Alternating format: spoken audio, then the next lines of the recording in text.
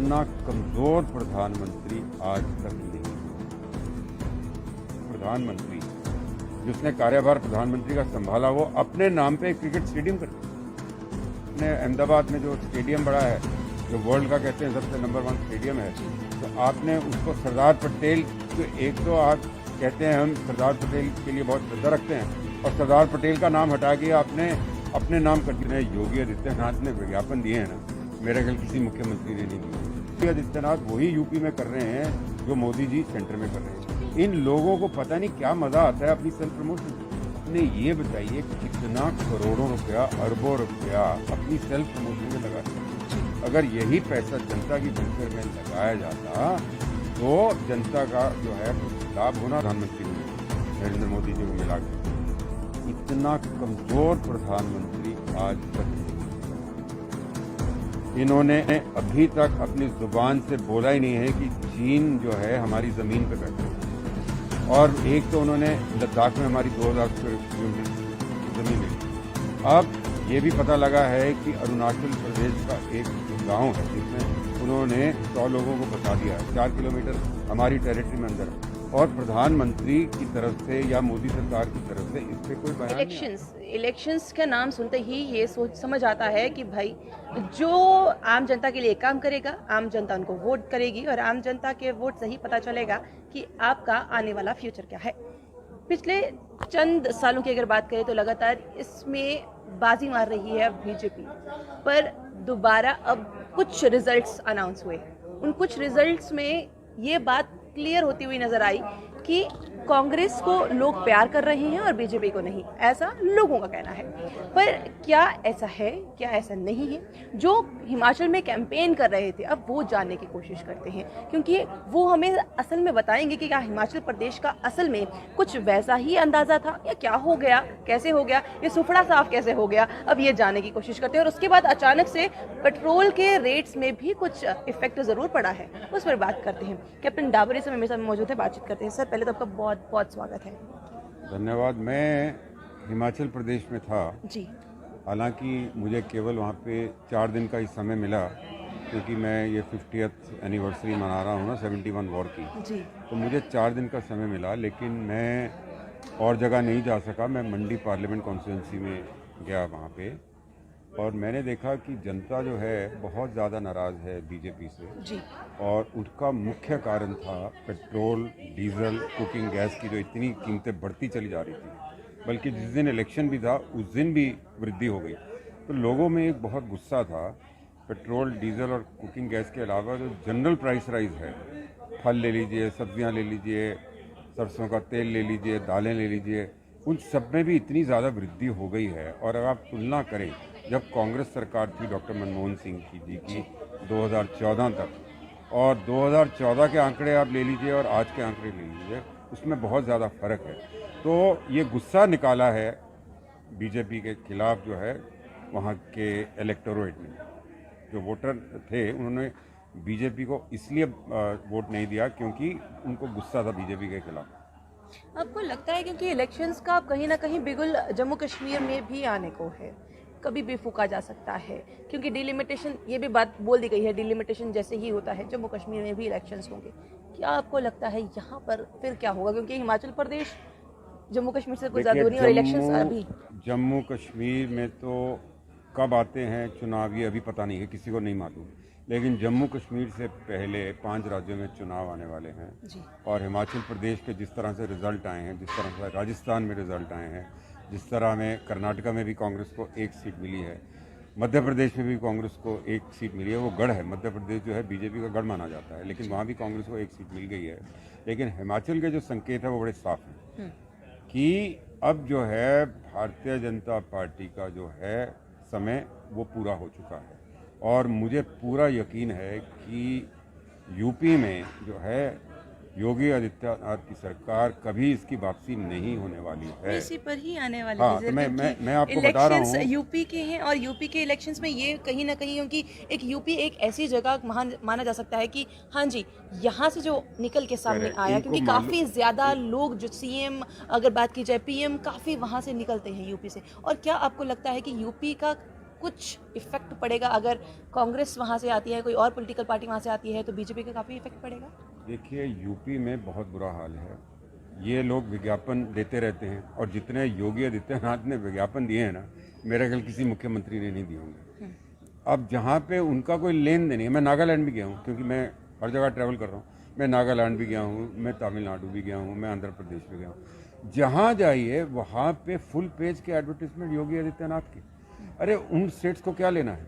मतलब क्यों आप जनता का जो पैसा है आप बर्बाद कर रहे हैं?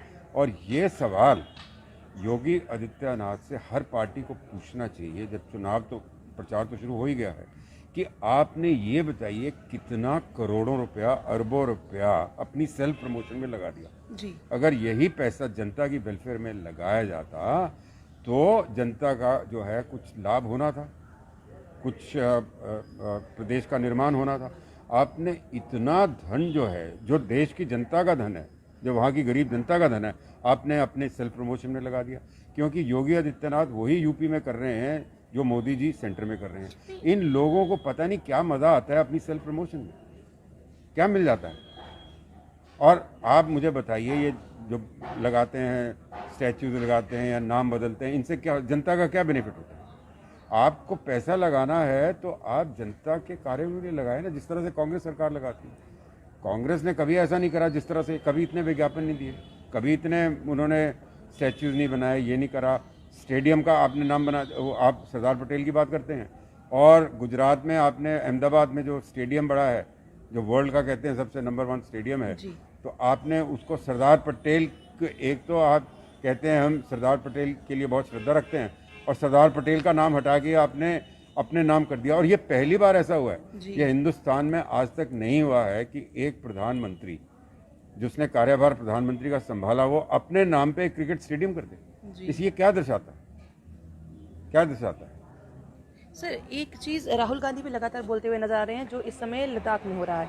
एज अ कैप्टन, क्योंकि आप कैप्टन रहे हैं, क्या आपको लगता है कि उस चीज़ को ज़्यादा छोड़ा जा रहा है कि चलिए जो हो रहा है होने दीजिए, बात नहीं करते हैं, बात नहीं करना चाहते हैं? ये क्या हो रहा है? चाइना का और जो इंडिया का इस समय रुख आप देख रहे हैं, किस तरह से देख रहे हैं? देखिए, नरेंद्र मोदी जी दिखावा तो बहुत करते हैं कि बहुत स्ट्रांग लीडर हैं, उनके पार्टी कार्डर्स भी कहते हैं, लेकिन मैं समझता हूँ जितने प्रधानमंत्री आज तक हुए हैं, 14 प्रधानमंत्री हुए हैं नरेंद्र मोदी जी को मिला के, इतना कमज़ोर प्रधानमंत्री आज तक नहीं हुआ।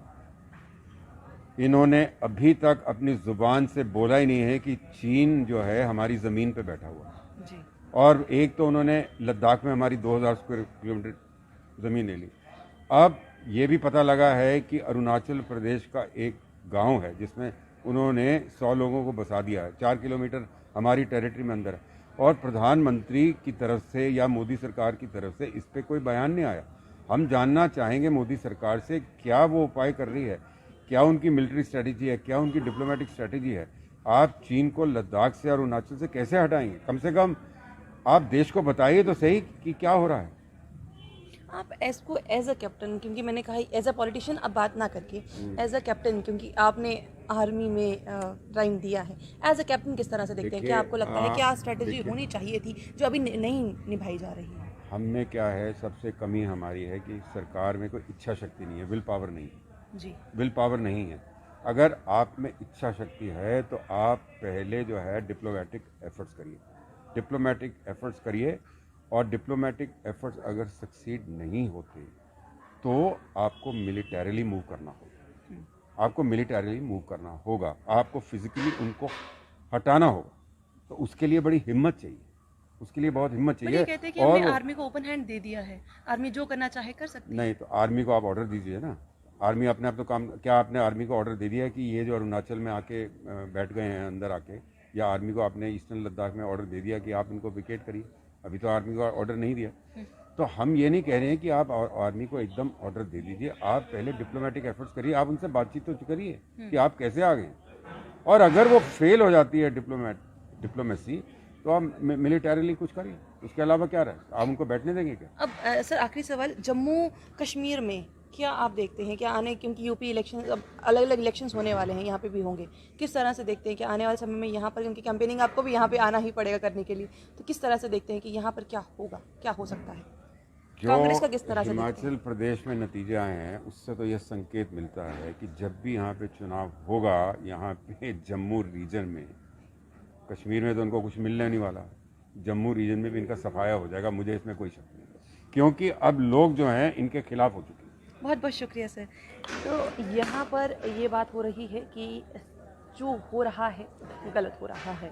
अभी तक जिस तरह से कहा जा रहा है मिलिट्री को फ्री हैंड दिया है, मिलिट्री को फ्री हैंड नहीं दिया है, कहीं डिप्लोमेसी भी काम नहीं आ रही है। ये हमने बातचीत इसीलिए इनसे की क्योंकि ये कैप्टन रह चुके हैं और जानते हैं कि किस तरह से क्या किया जा सकता है। बट अभी तक इस तरह से कोई बातचीत अगर हुई हो नहीं रहा है। लोग एग्जैक्टली किस तरह से इस चीज़ को डील करना है, यानी चाइना और इंडिया की बातचीत को डील करना है, इस तरह पे अभी तक कुछ खुल के बात जो है वो सामने नहीं आ रही है। वहीं जिस तरह से पॉलिटिकल अगर देखने की कोशिश करें तो आहिस्ता आहिस्ता जिस तरह से कांग्रेस सी वापसी कर रही है, क्या आपको लगता है इस इलेक्शन में ऐसा कुछ होगा? क्योंकि इस समय जम्मू कश्मीर के जो इलेक्शंस की बात हो रही है उसमें बीजेपी अपनी बात को बहुत क्लियर करती हुई नजर आ रही है कि आने वाले समय में सीएम तो होगा वो हमारा ही होगा। पर जो रिजल्ट्स बाकी स्टेट्स के आ रहे हैं, क्या उसका इफेक्ट जम्मू कश्मीर पर पड़ेगा या नहीं पड़ेगा? आप ये चीज़ कमेंट बॉक्स में करना ना भूलिएगा। वहीं आपकी हम राय ज़रूर लेंगे आज में, क्योंकि उन्होंने कहा कि एक जितने भी अभी तक के प्राइम मिनिस्टर रहे हैं, सबसे कमज़ोर प्राइम मिनिस्टर रहे तो वो प्रधानमंत्री मोदी ही रहे। आप इस बात को मानते हैं? कमेंट बॉक्स में कमेंट करना ना भूलिएगा। बने रहिए जम्मू परिवर्तन के साथ। मुझे और रोहित जी को दीजिए इजाज़त। नमस्कार।